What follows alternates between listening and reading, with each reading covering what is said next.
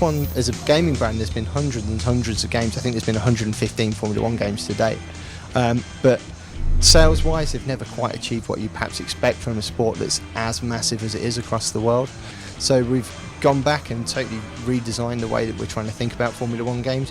And our mantra is now be the driver, live the life. So be the driver is everything you'd expect from a racing game, never mind a Formula 1 game, but with the added intricacies of Formula 1 like practice and qualifying. So it's all the official cars, all the official drivers, all the official tracks, absolutely authentic. But then we have this live the life section as well, which is the lifestyle angle of F1.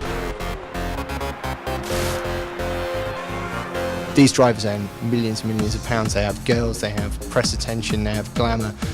So we're kind of lifting up the velvet rope and letting you go into the actual paddock. So adding that kind of lifestyle element that you've seen in other games and just bringing in kind of an RPG light element to it, but at the same time making the racing the real focus.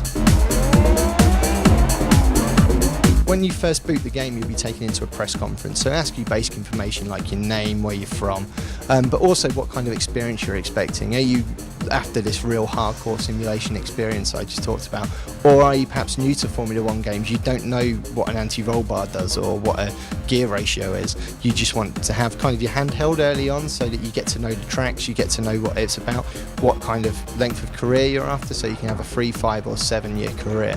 Then you can start dialing in like the more simulation experience.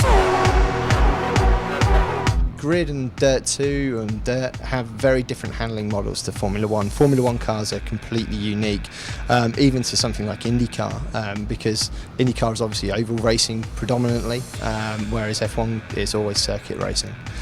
So the introduction of aerodynamics is massive.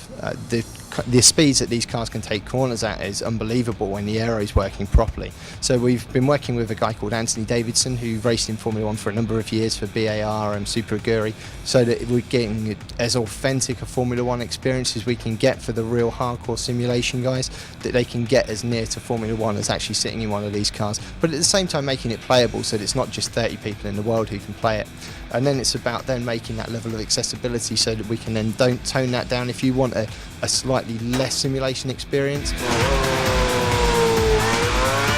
Weather is a massively important thing for Formula 1. Obviously anyone that watches the races will know that rain can just wreck a whole weekend's worth of strategy and planning, and so getting weather right was massively important for us. We have active track technology which tells the game how wet or how dry or how much grip, how many marbles, what dust levels there are on the circuit for every square 30 centimetres. It actually knows that the racing line section of the circuit will be much grippier than the bit with a massive puddle where there's a strange camber or a dip in the track.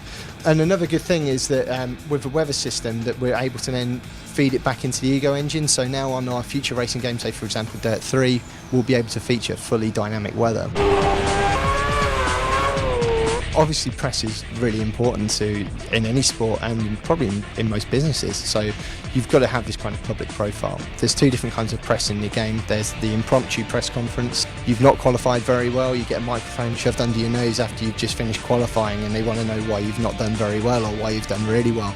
Do I blame myself, admit it was my fault, I messed up? Or do I say the car's just not good enough this weekend, or so-and-so blocked me off at this corner? And those decisions would then affect the way that the team and other drivers see you. We also have those more formal press conferences, so if you finish in the top 3 for qualifying or for actual race day, then you'll be sat down like you see on the television on a Sunday with the guys who have finished on the podium with you, being asked more formal questions, which will always be pretty positive because you finished in the top 3, so it's good news all round. Okay, so F1 2010 is out in September on PS3, Xbox 360 and PC. We've really enjoyed working on it. It's been a tremendous experience and we hope you enjoy playing it.